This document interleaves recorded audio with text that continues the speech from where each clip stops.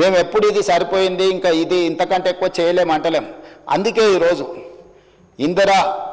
ఇందిరమ్మ కుటుంబ జీవిత బీమా ఎవరికి ప్రమాదం వచ్చినా సిపెక్ సర్వే ప్రకారం socio economic education employment political and caste survey ఏదైతే రాష్ట్ర ప్రభుత్వం చేసి ఫిబ్రవరి 4th సోషల్ జస్టిస్ డేగా పెట్టిందో ఆ సమాచారం ప్రకారం 1,15,00,000 కుటుంబాలు తెలంగాణ రాష్ట్రంలో ఉంటే ప్రతి కుటుంబానికి ఈరోజు జీవిత బీమాను అందించి ఎవరికైనా కుటుంబంలో కుటుంబ పెద్దను కోల్పోతే ప్రభుత్వం వైపు నుంచి ఒక ధీమా ఉండాలి. ఈ జీవిత బీమా ఆ కుటుంబానికి ఒక ధీమా అని చెప్పి ఈరోజు మనం నూతనంగా కొత్త పథకాన్ని కూడా మనం ప్రవేశపెట్టుకోవడం జరిగింది అధ్యక్ష. ఈరోజు పేదలను ఆదుకోవడానికి అన్ని రకాల ప్రయత్నాలు చేయడమే కాకుండా ఈరోజు 35 గవర్నమెంట్ కాలేజెస్ ఉన్నాయి అధ్యక్ష. రాజీవ్ ఆరోగ్యశ్రీని భవిష్యత్తులో ఏవైతే టీచింగ్ కాలేజెస్ ఉన్నాయో ఇక్కడ చాలామంది కాలేజీల యజమానులు ఉన్నారు, private medical colleges nursing colleges నడిపేవాళ్ళు. టీచింగ్ కాలేజెస్కి ఏమో పేషెంట్లు రావటం లేదు, చాలా వాటికి పేషెంట్లు పోయే దగ్గరనేమో ప్రొఫెషనల్స్ లేరు. దీన్ని ఆలోచన చేసి అందుకే దీని మీద వివరంగా ఇంకా చర్చ చేస్తాం. ప్రభుత్వం అన్ని స్థాయిలో మేము ఈరోజు అందరి నుంచి సమాచారం సేకరించినాం. ఏ ఏరియాలో అయితే టీచింగ్ కాలేజెస్ ఉన్నాయో పర్టికులర్గా మెడికల్ కాలేజీలు రాజీవ్ ఆరోగ్యశ్రీని మొత్తం ఆ మెడికల్ కాలేజీలకు పంపిస్తే అక్కడ చదువుకునే నర్సింగ్ కాలేజ్ స్టూడెంట్స్కైనా మెడికల్ కాలేజ్ స్టూడెంట్స్కైనా పీజీ చదువుకునేటోళ్ళకైనా ఫర్దర్ స్పెషలైజేషన్ చేసేటోళ్ళకైనా విరివిగా బాధితులు వచ్చినప్పుడు వాళ్ళను ట్రీట్ చేయడం ద్వారా వాళ్ళకి వర్క్ ఎక్స్పీరియన్స్ వస్తుంది. అదేవిధంగా Rajiv Aarogyasri CM relief funds కూడా వాటికే ఇస్తే ఆ హాస్పిటల్ల యొక్క నిర్వహణ మెడికల్ కాలేజీల యొక్క నిర్వహణ కూడా బెటర్గా ఉంటుంది. అందులో పనిచేసే డాక్టర్లు సర్జరీ చేస్తే వాళ్ళకి స్పెషల్ ఇన్సెంటివ్స్ ఇవ్వాలనుకుంటున్నాం అధ్యక్ష. ఈరోజు జీతభత్యాలకే పనిచేసే వాళ్ళు అప్పుడప్పుడు ప్రైవేట్ హాస్పిటల్స్లలో కూడా సర్జరీలు చేస్తున్నారు. వీటన్నిటినీ మనకు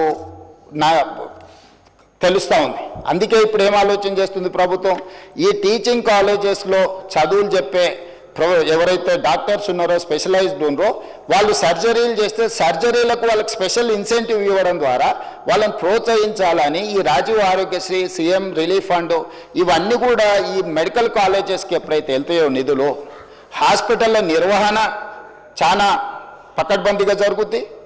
రెండవది అదనంగా పనిచేసే వైద్యులకు అదనపు జీతభత్యాలు వస్తాయి.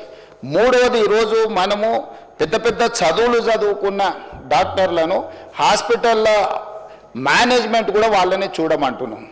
సో నర్సులు వచ్చిండ్రా, ఊడ్చే వాళ్ళు వచ్చిండ్రా, తూడ్చే వాళ్ళు వచ్చిండ్రా, మిగతా సిబ్బంది వచ్చిండ్రా లేదా అని పెద్ద పెద్ద డాక్టర్లు సూపరింటెండెంట్స్ చూడాలంటే వాళ్ళు చదువుకున్న చదువుకి వాళ్ళ మైండ్ సెట్కి వాళ్ళ వ్యవహార శైలికి ఇది సూట్ అవ్వడం లేదు. అందుకే ఈరోజు ఈ నిర్వహణ మొత్తం సపరేట్ చేసి దీనికి సపరేట్గా ఒక గ్రూప్ 1 ఆఫీసర్నో లేకపోతే ఒక గ్రూప్ 2 ఆఫీసర్నో ఇతర సిబ్బందిని బట్టి ఈ సిబ్బంది యొక్క నిర్వహణ బాధ్యత మొత్తం ఒక వింగ్ అప్పచెప్పి పేషెంట్లకు ట్రీట్మెంట్ చేసే బాధ్యతను కంప్లీట్గా ప్రొఫెషనల్గా డాక్టర్లతో చేయించాలనుకుంటున్నాం. ఇప్పటివరకు మొత్తం పేషెంట్లను చూడడమే కాకుండా హాస్పిటల్ వ్యవస్థను నిర్వహించే బాధ్యత కూడా సూపరింటెండెంట్ మీదనే ఉంటుంది. దాంతో అతను నర్సు వచ్చిందా లేకపోతే ఊడ్చేవాడు వచ్చిందా, సిబ్బంది వచ్చిందా రాలేదా, వాచ్మెన్ వచ్చిందా లేదా, బయట పార్కింగ్ ఎవరు చూస్తురో లేకపోతే క్యాంటీన్లో ఏముంది ఏం లేదు అతను చూడలేడు. అతని టెంపర్మెంట్కి అది సూట్ అవ్వదు. రెండోది అతను క్వాలిటీగా కూడా పనిచేయలేడు. అతను లోపలే సర్జరీ చేయాలన్నా, వచ్చిన పేషెంట్లను చూడాలన్నా, ఇన్ పేషెంట్లను చూడాలన్నా, అవుట్ పేషెంట్లను చూడాలన్నా ఈ సమస్యలు ఉన్నాయి. కాబట్టి మన ప్రభుత్వం దీన్ని కూడా ఆలోచన చేసి ఈరోజు ఈ రెండు పనులను రెండింటిని సపరేట్గా ఈరోజు మనము డీల్ చేయాలనుకుంటున్నాం అధ్యక్ష. మూడవ పాయింట్, కొన్ని వేల మంది తెలంగాణ నుంచి ఇతర దేశాలలో డాక్టర్లుగా ఈరోజు పనిచేస్తున్నారు. వాళ్ళు తల్లిదండ్రులను చూడడానికో ప్రాంతాన్ని చూడడానికో లేకపోతే ఈ ప్రాంతం మీద అభిమానంతో వచ్చినప్పుడు వాళ్ళు 4-5 రోజుల్లో కుటుంబ వ్యవహారాలు చక్కదిద్దుకుంటే ఒక 20 రోజులు ఎక్స్ట్రా ఉన్నప్పుడు వాళ్ళు అత్యంత అధునాతనమైన వైద్యశాలలో పనిచేయడం కూడా అత్యున్నత చదువులు చదువుకున్న డాక్టర్లు వాళ్ళందరితో నేను మా దామోదర్ రాజనరసింహ గారు మాట్లాడి ఒక ప్లాట్ఫామ్ క్రియేట్ చేస్తున్నాం. డాక్టర్ సంజయ్కి కొంచెం ఇది ఎక్కువ అవగాహన ఉండే అవకాశం ఉంది. ఆ డాక్టర్లు అందరినీ ఆన్లైన్లో ఒక వెబ్సైట్ క్రియేట్ చేస్తున్నాం. వాళ్ళు ఎప్పుడు మన ప్రాంతానికి వస్తుండ్రు, ఏ టైంలో వాళ్ళు ఈ స్పెషల్ డిసీజెస్ కానీ సర్జరీలు కానీ లేకపోతే మెడికల్ కాలేజీలకు వెళ్ళి చదువులు చెప్పడానికి సమయం ఇండికేట్ చేస్తే ఆ టైంలో వాళ్ళని ఆయా హాస్పిటల్స్లలో వాళ్ళ సేవలను వినియోగించుకోవాలని చెప్పి ఈరోజు వాళ్ళందరితో చర్చ చేసినాం. వాళ్ళందరినీ కూడా ఒక కొలికి పట్టుకొచ్చినాం అధ్యక్ష. ఈరోజు ఈ ప్రాంతంలో ఉండి గ్రామీణ ప్రాంతాలలో ఉండి ఉస్మానియా కాకతీయ యూనివర్సిటీలలో మంచి చదువులు చదువుకొని ఇతర దేశాలకు వెళ్ళి గొప్ప పేరు సంపాదించిన డాక్టర్లు ఈరోజు తిరిగి సొంత ప్రాంతానికి ఏదైనా చేయాలనుకుంటున్నారు. ఇప్పటి వరకు ఎలాంటి వెసులుబాటు లేదు. ఏ డాక్టర్ ఎప్పుడు ఇండియాకు వస్తుండు, తెలంగాణకు వస్తుండు, లేకపోతే సొంతూరుకు వస్తుండు, ఎప్పుడైనా వెళ్తుండు, అతని సమయం ఎప్పుడు ఎలా కేటాయించగలడానికి ఏమీ వెసులుబాటు లేదు. అందుకే మన ప్రభుత్వం ఈరోజు స్పష్టంగా వాళ్ళతో చర్చించి మనం ఈరోజు ఒక ప్రత్యేకంగా ఒక website medical and health department నుంచి క్రియేట్ చేసి ఏ డాక్టర్ ఏ నెలలో ఏ సమయంలో మన దగ్గరకు వస్తున్నాడో ఆ సమయంలో అతను వైద్య సేవలు ఏమైనా అందించాలనుకుంటుండే ఇక్కడ ఉండే పేదలకు ఉచితంగా, అదేవిధంగా ఇక్కడుండే మెడికల్ కాలేజీలలో వెళ్ళి అతని ఎక్స్పీరియన్సు అతని అనుభవాన్ని పాఠాల కింద ఏ విధంగా చెప్పాలనుకుంటుండో ఈరోజు విదేశాలలో నిపుణులైన డాక్టర్లను తెలంగాణ కూడా వాళ్ళ సేవల్ని వినియోగించుకోవాలనుకుంటుంది. కాబట్టి వాటికి కూడా ఒక ప్రత్యేకమైన ఏర్పాట్లను చేస్తున్నాం అధ్యక్ష.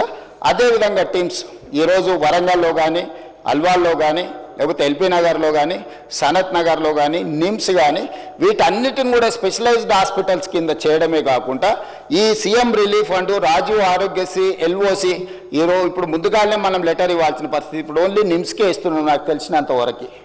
సో ముందస్తుగా ఎవరికైనా ఇబ్బంది వచ్చినప్పుడు వైద్య సహాయం అందించాలి అంటే నిమ్స్కి తప్ప మనం ఎల్ఓసి ఇస్తలేం. ఎందుకంటే ప్రైవేట్ హాస్పిటల్స్కి ఇస్తే మిస్యూజ్ అవుతుందని రకరకాల ఆరోపణలు ఇవన్నీ కొన్ని సమస్యలు ఉన్నాయి.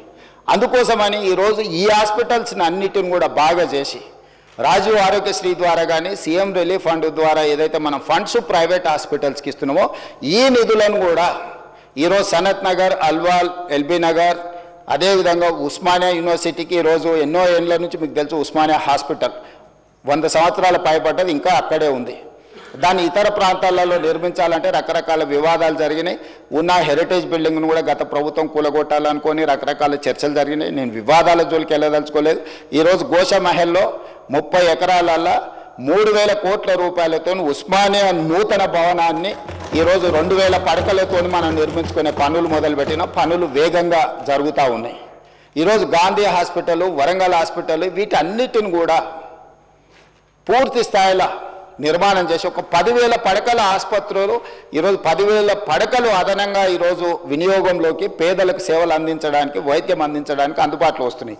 వీటన్నిటిని కూడా ప్రభుత్వము ఈ సీఎం రిలీఫ్ ఫండ్ కావచ్చు, రాజీవ్ ఆరోగ్యశ్రీ కావచ్చు, వీటన్నిటిని నిధులను వాటికిచ్చి వాటిని కూడా పేదలకు అన్ని రకాల వైద్య సేవలను అందించడానికి ఈరోజు వాటిని కూడా ప్రభుత్వం వినియోగంలోకి తీసుకురావాలని, వేగంగా పనులను పూర్తి చేయాలని గతంలో జరిగిన ఎన్నో నిర్ణయాలను నేను రాజకీయంగా విమర్శించదలుచుకోలేదు, కానీ వాళ్ళకి తెలుసు నిజమేందో, నేను చెప్పాల్సిన అవసరం లేదు. కాబట్టి వీటిని సర్దిద్దుకుంటూ ఒక దారిలో పెట్టి ఒక ప్రయత్నం చేసి దామోదర్ రాజనరసింహ గారు ఎడ్యుకేషన్ అండ్ ఇంజనీర్ కానీ by nature is an doctor, social doctor. అంటే సామాన్య సోషల్ డాక్టర్ అంటే పేదవాడికి ఏం సమస్య వస్తుంది, ఆ సమస్యకు ఏం వైద్యం అందించాలని సంపూర్ణంగా అవగాహన ఉన్న దామోదర్ రాజనరసింహ గారిని నేనే స్వయంగా ఈ శాఖ మీరు నిర్వహించాలని పర్సనల్గా వారిని పిలిచి, ఎందుకంటే ఈ శాఖ చాలా విస్తృతమైన సబ్జెక్ట్, ఇదంత ఆషమాషిగా అర్థమయ్యేది కాదు. అర్థమైనా కూడా ఎవ్రీడే ఒక కొత్త ఛాలెంజ్ వస్తుంది. ఒకప్పుడు గత్తర ఉండే, మలేరియా ఉండే, రకరకాల జబ్బులు వచ్చినాయి, సడన్గా మన కోవిడ్ వచ్చింది. లేదు ఇట్లా ఎప్పటికప్పుడు ఏ రకమైన జబ్బులు సమాజంలో ఎట్లొస్తున్నాయి, ఎందుకు వస్తున్నాయి ఎవరికీ తెలియదు. రకరకాల ఇవి అంటే ఈ ఛాలెంజెస్ని ఎప్పటికప్పటికి మంత్రితో పాటు అధికారులు కూడా ఎప్పటికప్పుడు నేర్చుకోవాల్సిన సబ్జెక్ట్. మిగతా ఇష్యూస్ కంటే కూడా ఐటీ పరిశ్రమల కంటే కూడా మెడికల్ అండ్ హెల్త్ అనేది ఒక ఛాలెంజ్.